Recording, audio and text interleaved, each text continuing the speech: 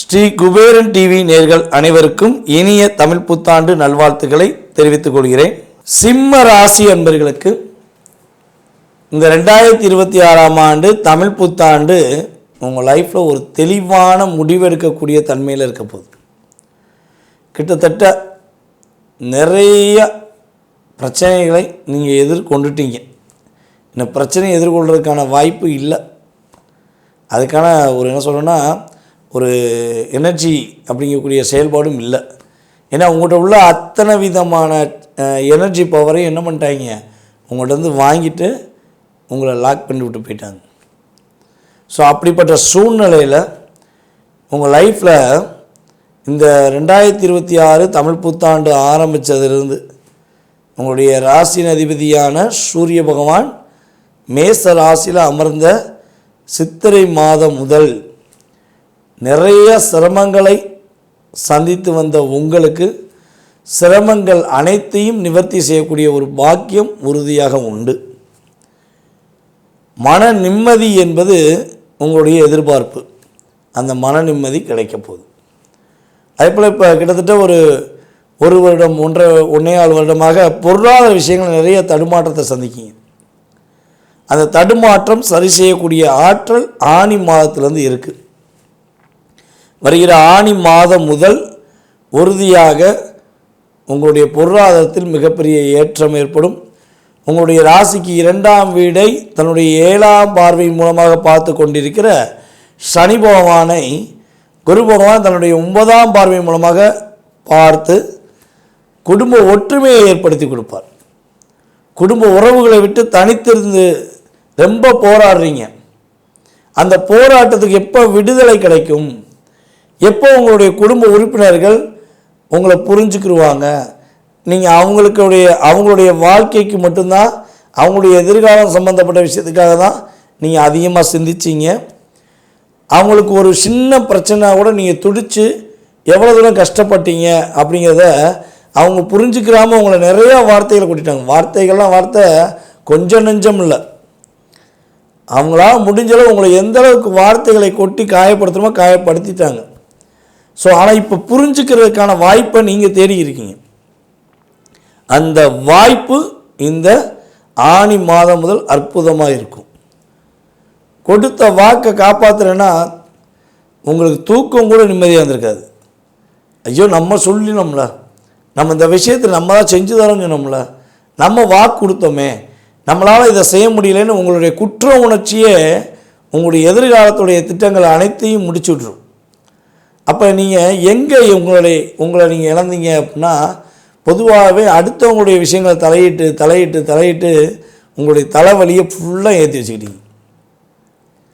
ஆனால் உங்களுக்கு தலைவலியை கொடுத்துட்டு அவங்களோட தடயமே இல்லாமல் அவங்க சூப்பராக வாழ்ந்துருப்பாங்க. இதுதான் உண்மை. நீங்கள் எக்ஸ்ட்ரா எடுத்து பாருங்கள்.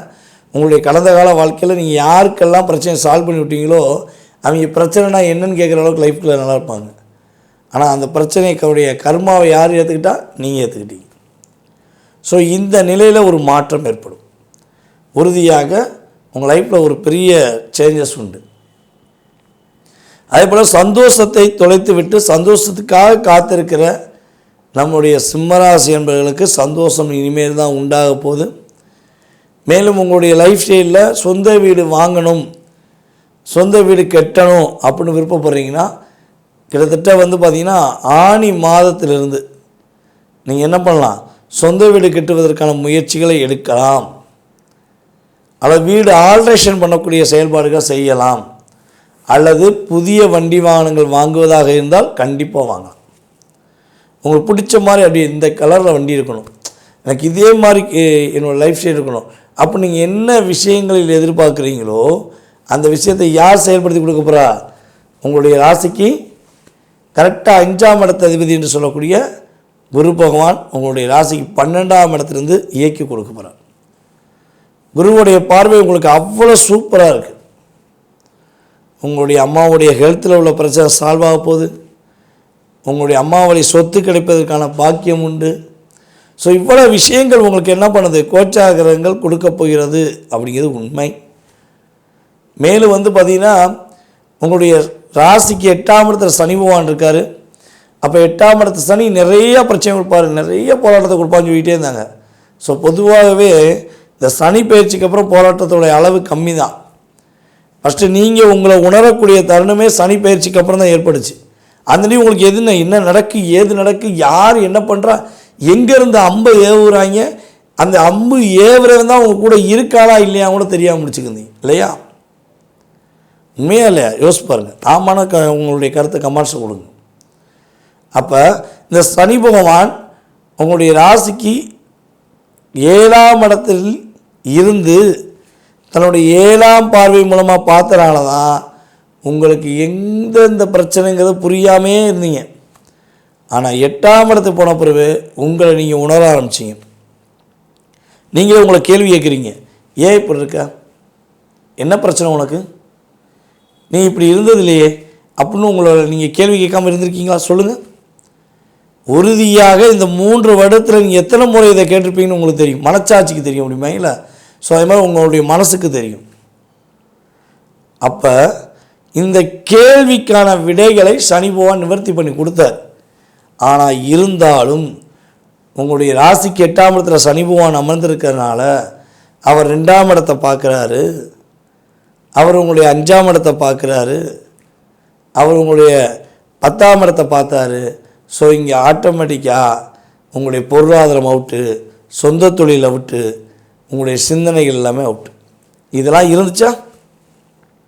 ஆனால் இப்போ இதையெல்லாம் சரி செய்து கொடுக்க குருவுடைய அற்புதமான பார்வை சனி பகவான் மூலமாக, எப்படி குரு பகவான் என்ன பண்ணுறாரு, சனி பகவானை டைரெக்டாக 9ஆம் பார்வை மூலமாக பார்த்து உங்களுக்கு நிறைய மாற்றங்களை, பொருளாதார ஏற்றங்களை, சொந்த தொழில் அங்கீகாரங்களை, பதவி உயர்வு சம்பந்தப்பட்ட விஷயங்களை, மேலும் உங்களுடைய குழந்தைகளுடைய ஆரோக்கியம் சார்ந்த விஷயங்களில் உள்ள அத்தனை விதமான பிரச்சனைக்கு சரி பண்ணி கொடுக்க போகிறாங்க.